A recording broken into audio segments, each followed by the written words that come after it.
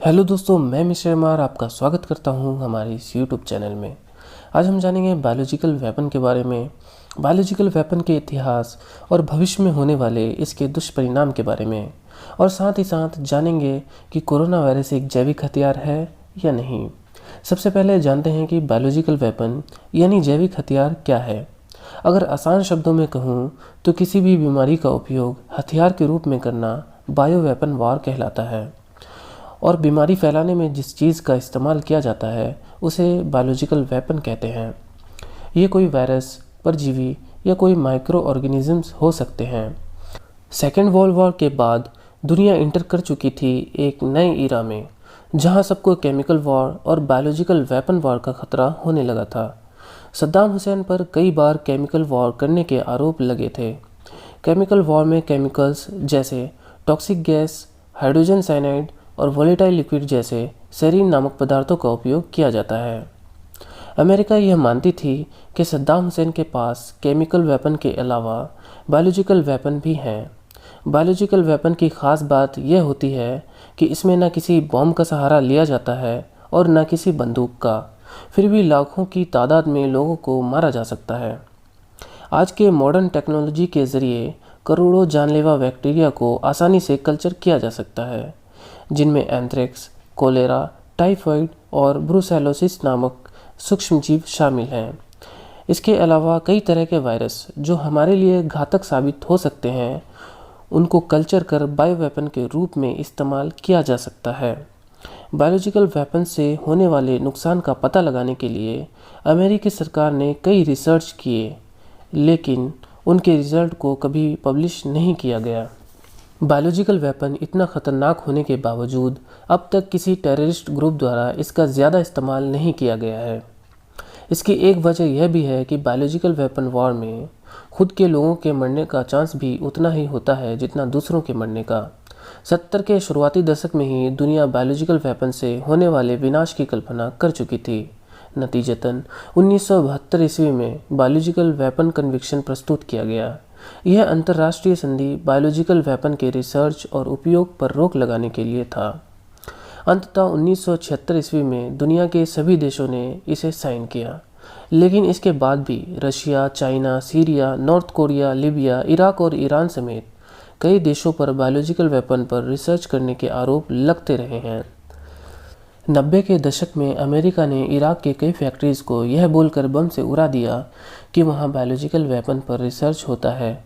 आखिरकार इराक इन बमबारियों से परेशान होकर 1998 ईस्वी में यूएन के इंस्पेक्शन पर रोक लगा दिया, जो यह पता लगाते थे कि कहां ऐसे हथियारों पर रिसर्च चलता है।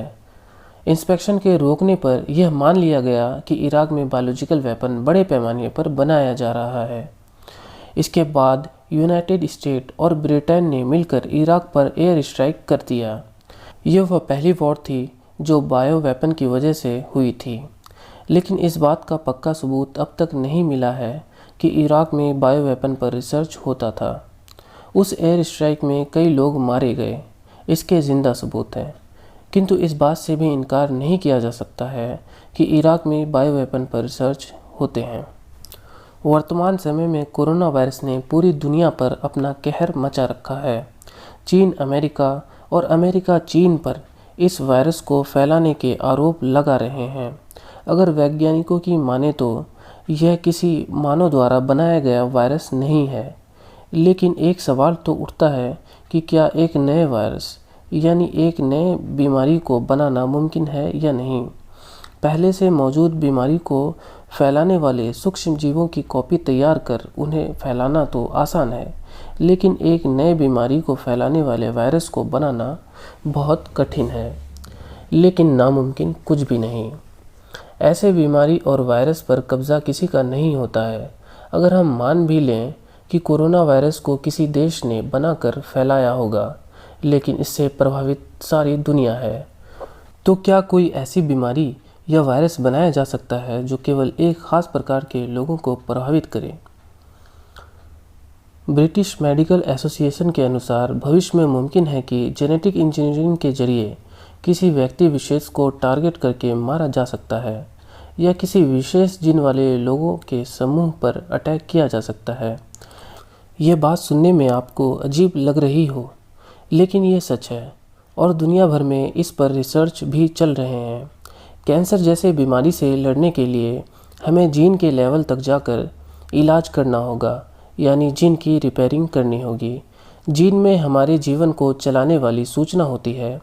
अगर इन सूचनाओं में कोई गड़बड़ी होती है तो कैंसर और कई जानलेवा बीमारी भी हो सकते हैं।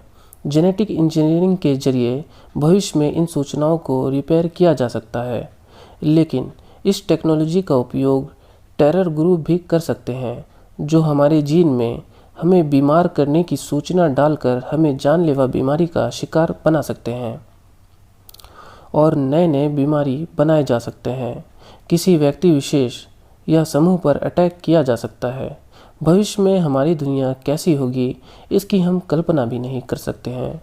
दोस्तों, मुझे उम्मीद है इस वीडियो से आपको बहुत कुछ जानने को मिला होगा। इसी तरह की वीडियोस देखने के लिए आप हमारे चैनल को सब्सक्राइब करना ना भूलें। जय हिंद।